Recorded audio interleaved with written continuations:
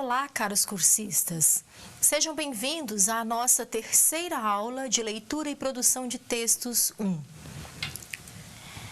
Nessa terceira aula, o nosso objetivo será refletir sobre a noção de leitura como processo de interação. Há um tempo atrás, a atividade de leitura era considerada como uma atividade mecânica de decodificar as palavras, de buscar sentidos prontos depositados no texto. O texto, nesta acepção, era entendido como um depósito de informações. Na atualidade, a partir de uma concepção interacional de língua e de linguagem, nós entendemos que a leitura pode ser considerada como uma atividade cognitiva e social. Trata-se também de uma atividade de construção de sentidos. Ler, então, é uma atividade altamente complexa e envolve um conjunto de fatores linguísticos e cognitivos.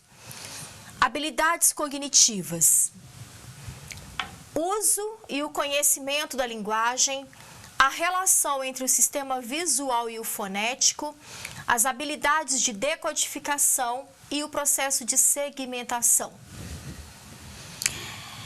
Considerando-se as habilidades linguísticas, um leitor precisa de ter conhecimento sobre a linguagem. Precisa de estabelecer uma relação entre o sistema visual e o fonético. Precisa de decodificar os símbolos e precisa também de segmentar os enunciados presentes. Além das habilidades linguísticas, o processo de leitura envolve também as capacidades metalinguísticas, que dizem respeito à compreensão da correspondência entre grafemas e fonemas, a consciência das relações sintáticas e contextuais e a percepção de que um texto possui uma estrutura determinada. Trata-se dos gêneros que nós vimos na aula passada. As capacidades metalinguísticas estão relacionadas à capacidade de compreensão das relações que se estabelecem, então, entre grafemas e fonemas, a consciência das relações sintáticas e contextuais, a percepção de que todo texto ele possui uma forma composicional, ele possui uma estrutura, que nós já falamos, que trata-se dos gêneros. E o processo de leitura envolve ainda os processos cognitivos, que dizem respeito ao conhecimento de mundo, a habilidade de realizar inferências, a atenção, a memória, capacidade de análise e de síntese, entre outras. Assim, quando falamos que na atualidade a leitura é uma atividade cognitiva e social e que trata-se de uma atividade de construção de sentidos, estamos querendo enfatizar que no processamento da leitura entram em cena, portanto, as capacidades cognitivas, as capacidades metacognitivas e as capacidades linguísticas. Soler vai nos ensinar que a leitura é um processo de interação entre leitor e autor mediado pelo texto. Essa acepção de leitura como interação traz para nós algumas implicações. Primeiro, a leitura envolve a presença de um leitor ativo que processa e examina o texto. Segundo, deve sempre existir um objetivo para guiar a leitura. Terceiro, o leitor constrói o significado do texto, mas não é livre para construir qualquer sentido.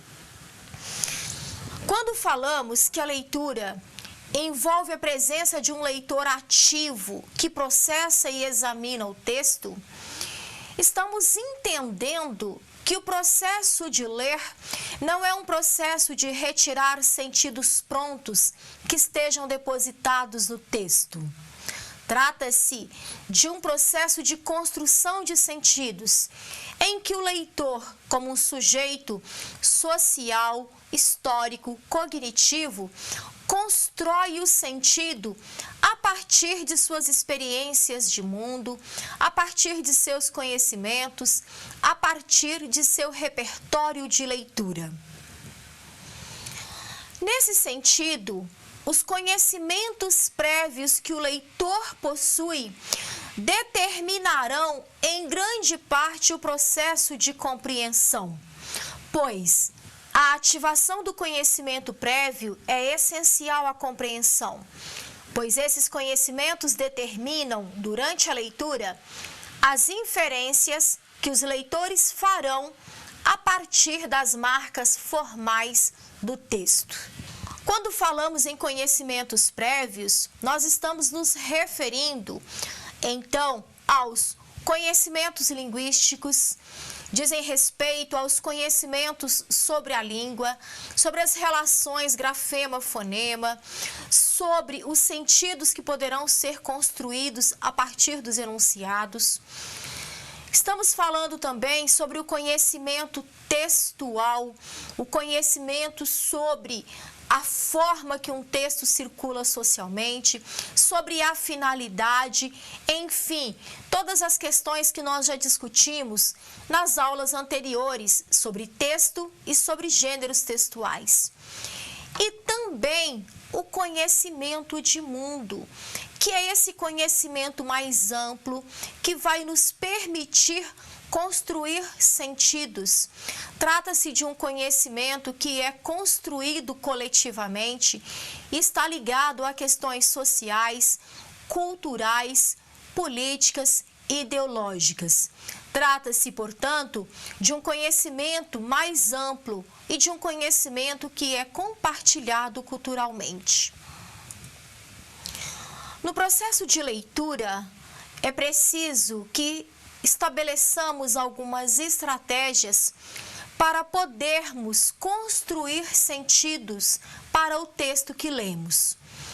Estratégias de leitura podem, então, ser compreendidas como um amplo esquema para obter, avaliar e utilizar a informação.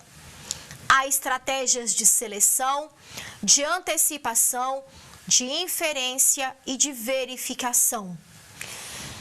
Essas estratégias de leitura, ou seja, esse amplo esquema do qual lançamos mão durante o processo de leitura para que possamos obter informações, avaliar as informações presentes no texto, tais estratégias são comumente conhecidas como estratégias cognitivas e estratégias metacognitivas. As estratégias cognitivas dizem respeito a operações inconscientes e automáticas que o leitor realiza para atingir algum objetivo de leitura. Por sua vez, as estratégias metacognitivas podem ser compreendidas como estratégias de controle e regulamento do próprio conhecimento, operações realizadas com algum objetivo em mente, sobre as quais o leitor possui um controle consciente, no sentido de ser capaz de dizer e explicar a própria ação.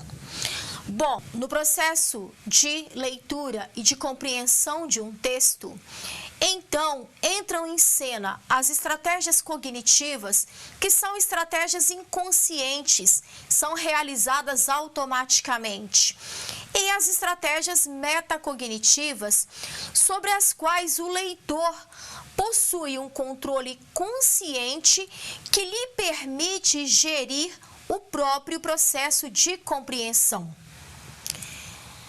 Assim, são consideradas como estratégias metacognitivas: determinar um objetivo para a leitura, autoavaliar constantemente a própria compreensão através da elaboração e checagem de hipóteses de leitura.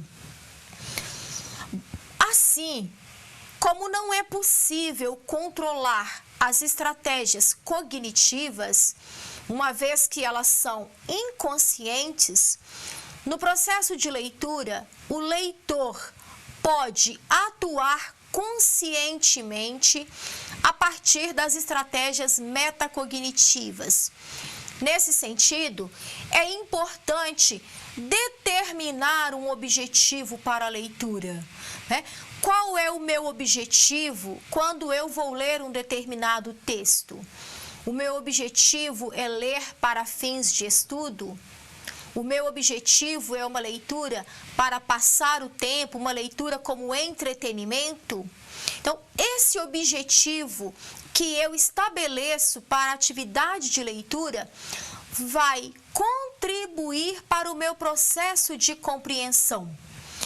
E também a autoavaliação constante que o leitor pode fazer durante o próprio processo de compreensão.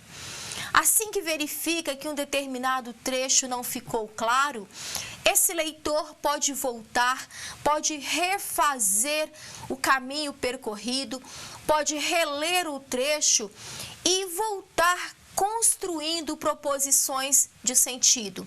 Assim, a autoavaliação constitui uma etapa importante, uma etapa consciente, em que o próprio leitor regula o processo de compreensão. Nós falamos que o estabelecimento de objetivos para a leitura é uma estratégia metacognitiva que nos permite guiar o nosso processo de compreensão. A capacidade de processamento e de memória melhoram significativamente quando é estabelecido um objetivo para a leitura. Considerar que a forma do texto determina, até certo ponto, os objetivos de leitura. Precisamos, então, de estabelecer uma relação com a aula sobre gêneros textuais. Quando falamos no formato do texto, na forma composicional, estamos nos referindo aos gêneros textuais, aos textos materializados que circulam socialmente para cumprir uma determinada função comunicativa. Assim, o formato do texto, isto é, o gênero textual, determina até certo ponto os objetivos para o meu processo de leitura.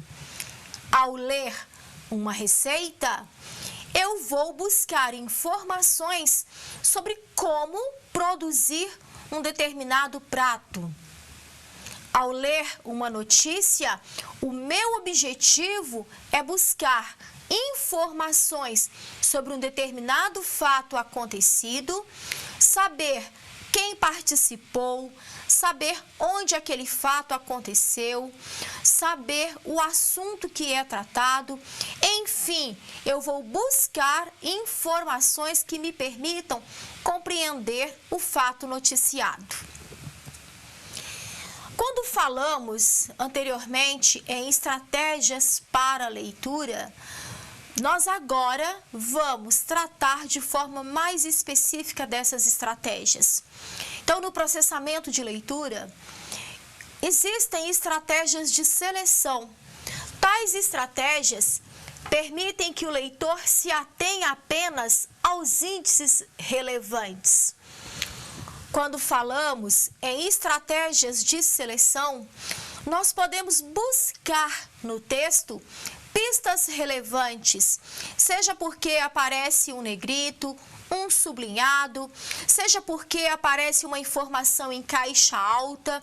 Assim, podemos buscar no texto pistas, marcas que nos permitirão selecionar as informações mais relevantes. Títulos, subtítulos, quando aparecem no texto, são estratégias que nos permitirão compreender os itens mais relevantes. Existem também as estratégias de antecipação. Tais estratégias tornam possível estabelecer previsões do que está por vir, com base em informações explícitas e em suposições, autor, título, gênero, etc. Um bom leitor é aquele que antecipa os possíveis conteúdos de um texto. Assim, a partir do título, a partir do subtítulo, a partir das pistas que eu vou encontrando no texto, eu posso fazer antecipações sobre o assunto do qual o texto tratará, a forma que o autor usará para abordar o tema. Enfim, o bom leitor é aquele que, diante do texto, ele consegue antecipar o conteúdo. Outra estratégia relevante durante o processamento da leitura é a estratégia de inferência. A inferência pode ser compreendida como um processo cognitivo que gera uma informação semântica nova a partir de uma informação semântica anterior em um determinado contexto. A inferência é aquilo que lemos, mas não está escrito.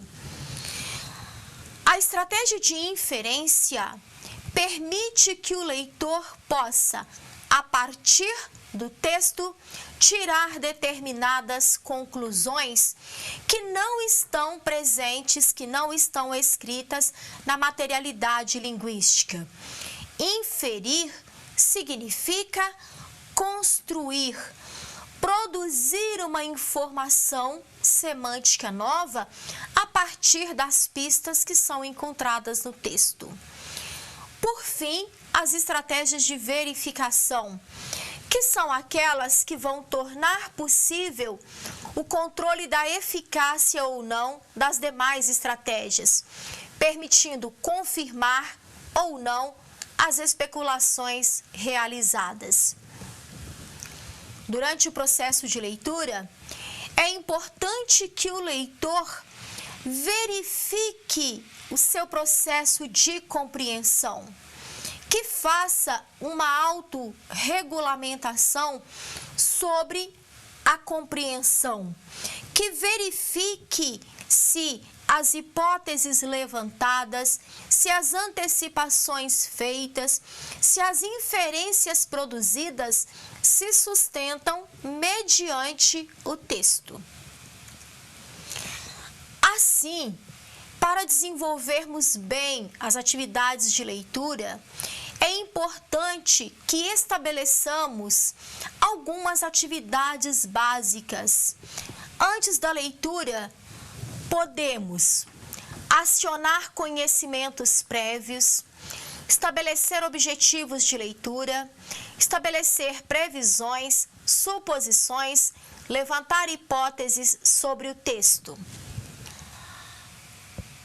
Após o processo de leitura, durante e após a leitura, podemos verificar as hipóteses e previsões que levantamos, procurando no texto instruções que podem sustentá-las ou descartá-las, localizar informações no texto, articular informações vindas de várias fontes, realizando inferências, confrontar partes do texto, sintetizar ou resumir informações, levantar novas previsões e hipóteses à medida que formos lendo um texto, construir uma representação global do texto que permite dizer do que trata o texto, avaliar a compreensão.